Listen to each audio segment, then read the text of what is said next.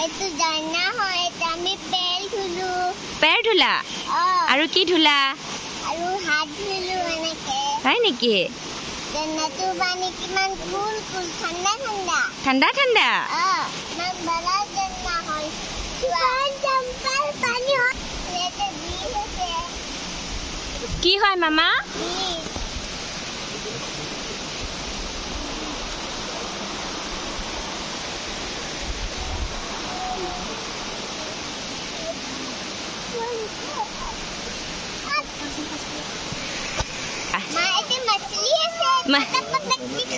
मछली আছে